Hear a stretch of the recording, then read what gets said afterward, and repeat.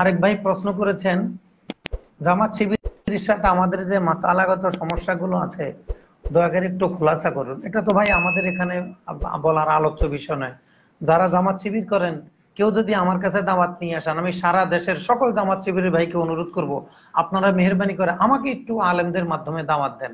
আপনাদের মধ্যে যিনি ভালো ইলমি এবং আমলে আগানো এমন কারো হোয়াটসঅ্যাপ নাম্বার দেন, আমি নিজে দাওয়াত নেওয়ার জন্য আপনাদেরকে, যে ভাই আমাকে একটু দাওয়াত দেন। যখন উনি দাওয়াত দিবে তখন ওনার সাথে আমার কথা বলা শুরু হবে। এখন এখানে তো আমাদের তো আসলে এটা নিয়ে কথা বলার প্রেক্ষাপট না। আর আপনার যদি জানার প্রয়োজন হয় আমাকে হোয়াটসঅ্যাপে নক করবেন, আমরা ইনশাল্লাহ হোয়াটসঅ্যাপে বিস্তারিত উত্তর দিব। যারা নেতৃবৃন্দ আছেন তাদের সাথে আপনারা কথা বলতে পারেন। আমি আলহামদুলিল্লাহ কয়েকজনের সাথে কথাও বলেছি এবং দেখছি সেই ব্যক্তি হিসাবে যথেষ্ট ভালো, কিন্তু সাংগঠনিক কারণে অনেক কিছু তিনি পরিবর্তন করতে পারেন না, এটা তার পক্ষে সম্ভব হবে না।